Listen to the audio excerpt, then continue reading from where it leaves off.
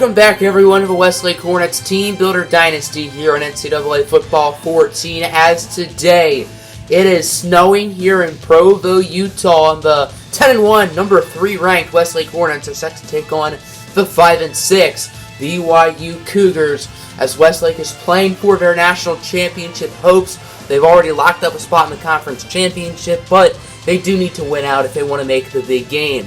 Meanwhile, for BYU, they are playing for their bowl eligibility. If they win, they get to play in a bowl game, and if they lose, they don't. So this game does have meaning for both of these football teams. These two squads are also hated rivals, as this rivalry is named the Cold War, a long, hard-fought battle to the very end, and it's only fitting that it's snowing, and these two teams will be going to war in the cold, cold weather. Welcome, everyone, to LaVell Edwards Stadium here in Provo, Utah, as the number 3 Westlake Hornets take on the 5-6 BYU Cougars as both of these teams finish out the regular season. Everett Lemieux, Leon Moore out as the captains for Westlake, as they're obviously going to choose tails. Tails never fails, and it actually lands on heads. And Westlake gets the ball first. What a weird start to this football game. Rarely do we ever see Westlake start off on offense, so this is kind of new. First down for the Hornets, of course, Peyton Curtis is the quarterback for this Westlake team. Curtis returning to his hometown of Provo, Utah, as the first play of the game will be a handoff for Dante Savage, the redshirt freshman down the sidelines. He will gain 61 yards. What a way to kick off this football game. What a run from Dante Savage, the Pleasant Grove, Utah native. Quite the start for Westlake is just 30 seconds into the game, and they already have it at the 2-yard line. First and goal. Curtis hands it off for Patrick Daly, and he will find the end zone untouched like a weekend homework. The Westlake Hornets will get off to a quick 7-0 lead. So here is the BYU offense led by Ben Kirby, as it might be a long day for them, especially considering Westlake scored a touchdown within the first 36 seconds of his game. Kirby looking, and he's picked off by the redshirt senior Jeremy Harrington. Probably could have taken it to the house, however, he stepped out of bounds, but that's a nice turnover nonetheless for the Hornets. Westlake has been dominant to start this game off, as it's 2nd and 10 for the Hornets. Patrick Daly once again in at running back. Of course, he is in the backfield with the redshirt sophomore Peyton Curtis as he gets it to Everett Lemieux, the school's all-time receiving touchdown leader, as Lemieux will gain 26. Westlake wide receiver Nigel Wiggins has a minor injury. Luckily, he will be able to return, so that's good news for the Hornets, as he is one of their best playmakers. 2nd and goal. Here's Curtis under some pressure, running backwards, and he's sacked for a loss of 8. The play is made by Brian Newell, and that'll set up a 3rd down and goal from about the 9, maybe the 10-yard line. So now it's 3rd and goal from the 9. Curtis and Daly in the backfield, as Peyton Curtis will look to throw it, and he's under pressure and will be sacked again, losing 8 more yards, this time by Vincent Culver. Here's the senior Matt Fellows from 34 yards out. He's not had the best of seasons, but this one will go through. The Westlake Hornets will take a 10-0 lead as we have ourselves a studio update from our good friends at EA Sports. Of course, the good old Michigan-Ohio State game. Wolverines at 9-2, Buckeyes at 10-1, as Ohio State leads it by a score of 7-0 as they try to beat their big rival in Michigan. And Ohio State still has a chance to make the natty. BYU's offense had a 3-and-out, so here returns the Westlake offense as they lead at 10-0. Curtis and Savage in the backfield. It'll be a handoff for Savage. His 2nd touch of the game after his long rush earlier, as Savage with the juke move, and he gains 27. So what a start for Savage. Only 2 carries, but he already has 88 yards, and that was a nasty juke.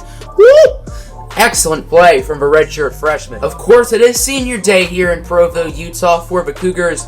These fans and these players definitely wanted to put up a fight, but so far they've done anything but. 3rd down, Curtis is going to be picked off by Stallings, and BYU will get a much-needed turnover as the Cougars need any form of momentum, and Mike Stallings gets a huge play, and the Cougars will get the ball back. BYU's offense has done a solid job on this drive as they have 3 first downs, but still haven't really been able to figure it out today, as this could be the last play of the quarter. Short pass for Carl Davis, and he's clobbered by Owen Jackson. Davis was a player Westlake was going after in recruiting one time, so I think Owen Jackson is trying to show off some salt on that one. That running back, Carl Davis, is a redshirt senior, and that blew my mind. I feel like Westlake was just going after him in recruiting. I thought at most he would have been like a redshirt sophomore. To start the second quarter, Ben Kirby will be sacked on third down by Josh Wilson, the slot cornerback, and Westlake will get the ball back. It has not been the best of starts for Peyton Curtis personally. He's only 5 for 8 with an interception. However, his team is playing good football. Dante Savage already has 100 rushing yards on just 4 carries. So now it's third down and 2. Curtis under pressure, and he's picked off again.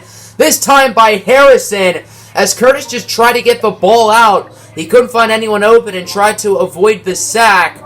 That's one of Curtis's biggest problems, forcing throws. Champ Britton had this exact same problem, and BYU will get the ball back as they are really getting the best of Peyton Curtis right now. BYU's offense has sort of been slow and steady so far today, but the only thing is they haven't been really steady. So I guess slow, to say the least. This is a handoff for Chad Franklin, and he is laid out by the senior Gobo Anecho. What a hit from number 56, Anecho making the play. I think Agobo Anecho might be charged for assault after that hit. Anyway, it's 3rd and 4 for Westlake's offense. Peyton Curtis has had one of his worst games so far as a collegiate player. Here's Curtis looking to throw it. Short pass for Newton, and he loses a yard, and that'll be a Westlake 3 and out. And they still only have 10 points for offense. Other than Dante Savage, really isn't playing that well today. Even though Westlake's offense is really starting to struggle, their defense has been carrying them today. And I don't think BYU has crossed midfield yet. 3rd and 9, here's Kirby sacked by guess who? Cole Spencer. I don't even know what number sack this is for him, but he has been absolutely dominant. And if I were him, I would just stop playing right now and just start preparing for the National Football League. Peyton Curtis has been horrendous so far today for the Westlake Hornets. I don't know if it's just that he's not confident or if it has to do with the weather or what, but he really needs to figure something out. 3rd and 10 from the 38. Curtis is going to be sacked by the BYU Cougars. That's Brian Newell, his second of the day. And that'll likely end the half because BYU's not calling a timeout. So it's 4th down and 17. This is a 63-yard field goal attempt from Matt Fellows. I don't think he has the leg to make this. And the Hornets are going to fake it. Here's Hadley looking deep, and he's incomplete. I guess Westlake thought since there's no time and their defense has been so good, they didn't think BYU would score, so why not go for it? I understand the risk, but obviously it didn't work out, and the Cougars could theoretically get a field goal. BYU has it at the 46. If they have a nice 20-25-yard play here, they could call a timeout and score some points to end the half, which would be huge for them. As here's Ben Kirby on 1st down, under pressure, and he's wrapped up by Cole Spencer, his 24th sack of the season, which sets an NCAA record. Cole Spencer, a kid who's never played defensive line in his life until this year, has more sacks than anyone in a single season of college football, as Kirby connects with Reed for a gain of 24 with just 7 seconds left in the half. 3 seconds left in the half, BYU at the 37. This would be a 54-yard field goal attempt, however, the field goal unit is not out, so they're going to go for a Hail Mary as Kirby hit late, and he's intercepted regardless. It's Josh Wilson who makes the play. Wilson still on his feet, brought down at the 30. That's how the first half will end. Very sloppy half of football. I don't know if it's because of the snow or just everyone's not doing well, but Westlake does lead this football game 10-0, but BYU does start the second half off with the football, so the Cougars are definitely not out of this game quite yet. Westlake's defense has only allowed 82 yards so far today. This unit has never gotten a shutout in the history of Westlake football, which is now 8 seasons. Will they get a shutout today? As that'll certainly help. Chad Franklin loses 5. The true freshman, Lawrence McCoon, is the one who brings him down. And that'll force a Cougar. I would expect Westlake to prioritize the run here in the second half. Peyton Curtis has probably had his worst game in college so far. And meanwhile, Dante Savage has done his thing. As here's Savage, he has some blocks. Savage down the field, brought down a little bit past midfield for a gain of 22, as he has 131 rushing yards today on just 7 carries.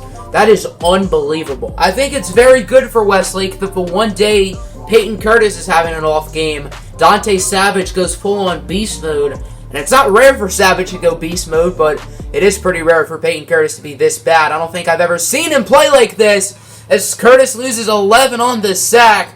That's going to be Brian Newell, his third of the day. I don't want to make excuses for Curtis, but his offensive line has not been doing him much favors today, as now it's third down. Curtis taking a shot deep. He connects with Nigel Wiggins, who burned the cornerback 47 yards, and that'll be a touchdown for the redshirt sophomore duo, Curtis to Wiggins. And the Hornets will extend their lead now 17-0 with 3.5 minutes left to go in the third quarter. An absolute dart from Curtis and a beautiful route, beautiful execution from Nigel Wiggins. With a little bit over 10 minutes left to go in this football game, I'm very curious to see if Westlake can make history and get their first shutout in school history, as Kirby will keep it himself as he was running backwards and just tried to take it, but Josh Wilson will hit him from behind, as Wilson has had a very good day today. A sack, 2 tackles for loss, and the interception. It is 2nd down and 9 here for the Cougars. A little bit under 2.5 minutes left to go here in the third. Westlake leads at 17-0 as Agobo and Echo have yourself a day, kiddo. He gets the sack. Him and Josh Wilson and Cole Spencer have all been dominant. Then again, so is everyone else on this defense, since BYU still has a goose egg on the scoreboard. That'll bring us to a 3rd down and 16. It is 3rd down and 16 now here for BYU. Let's see if they can get it, as Kirby looking to throw it. Kirby under a little bit of pressure. He will take his shot deep, and he's intercepted. Interception number 2 on the day for Jeremy Harrington, the redshirt senior. And Westlake will get the football back, as Harrington now with 2 interceptions. He continues to play some of his best football. So Westlake has the football back, now up 17-0, as it'll be a handoff for Dante Savage. He actually loses a yard. First time that's happened today. Troy Muhammad with the tackle for loss. 3rd down and 11 for the Hornets, who are just 1 for 6 today on 3rd down. You don't win many games when you're 1 for 6 on 3rd down, but with the way their defense is playing, it hasn't really been a problem, as Curtis can't find anyone, and he's just going to take the sack for a loss of 10. Fred Campbell, the true freshman, a guy who Westlake really wanted in recruiting last year, is the one who gets the sack, as he just powers his way by the senior guard, William Underwood. BYU started this drive a little bit past midfield. Now it's 3rd and 6 here for the Cougars. Let's see if they can convert and try to get some points on the board, as Kirby, off-balance pass, he connects with Reed, and he brings it inside the 15 for a gain of 26. BYU's offense is now in the red zone. This is their opportunity to end the shutout. 13 seconds left to go in the third. Score still 17-0, as it's a toss for Franklin. Immediately lit up in the backfield for a loss of 2. Sean Briggs is one who will get credited with the tackle. And that's how the third quarter will end. Westlake leads it 17-0. As we enter the fourth quarter, Westlake's defense is pitching a shutout, but that is in jeopardy as BYU has it inside of the 3. They're going to go for it here on 4th down. Kirby looking to throw it. Under pressure, that's Scott Wheaton with the sack, and Westlake shutout will stay alive for another drive. As Scott Wheaton, don't get to say that name every day, will bring down Ben Kirby, and Westlake gets the football back. With about 6 minutes left, Westlake just needs to be smart with the football as Daly loses 3 to start the drive off. Nice hit by Mike Stallings, who had the interception earlier. So Westlake's offense had a 3 and out as their offense continues to play terribly. Here returns the BYU offense, who has found a way to be even worse. Here's Kirby under pressure, sacked from behind. Cole Spencer with the play. Ray Johnson also there, as Spencer, I think 24 might have tied it, but 25 officially breaks the record, formerly sacked by Baltimore Raven legend Terrell Suggs, also known as T-Sizzle. Since T-Sizzle originally broke the record, I think Cole Spencer's nickname has to be C-Sizzle now, as it's 2nd and 17 here for the Cougars. Here's Ben Kirby looking to throw it. Kirby under pressure, and he's sacked again. Agobo and Echo with the play, as a total of 13 combined sacks in this game, 6 for BYU, 7 for Westlake. There has been no shortage of getting to the quarterback today. Now it's 3rd down and 25 for BYU. They need a conversion here, as here's Kirby under more pressure again, and he will be almost intercepted by Adam Alexander. However, he had a foot, or did not have a foot in bounds, and that'll likely force a... Westlake started this drive at the 28 after an excellent punt return from Sean Briggs. So there's no excuse if they don't score unless the clock were to run out. That's the only reasonable reason why Westlake can't score on this drive, is here's Nigel Wiggins bringing it to the 5.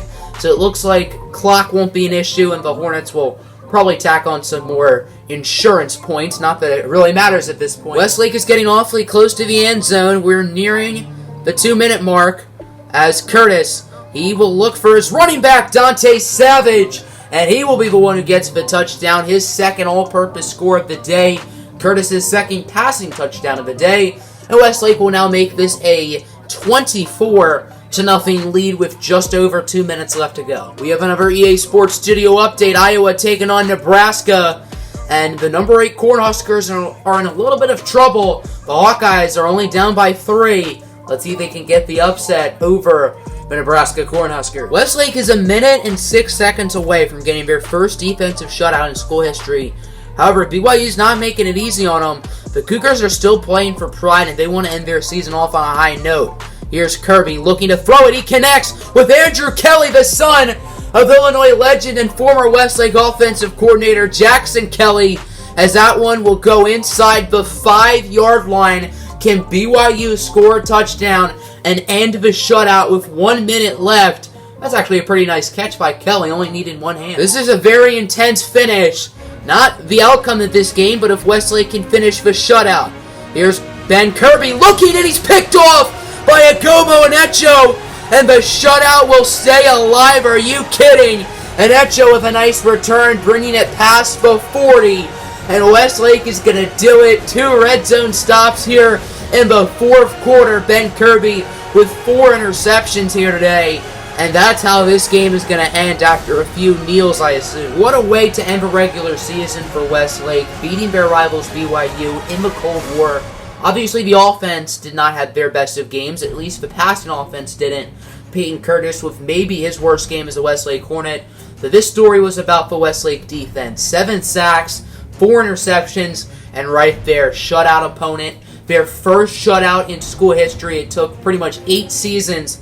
But next week, I don't think Westlake's defense is going to get a shutout. Pac-12 championship against USC and Freddie Barron, who's maybe the best quarterback in college football. So that's certainly going to be a challenge. And the winner of that game most likely makes it to the national championship. So stay tuned for that. Have a good one.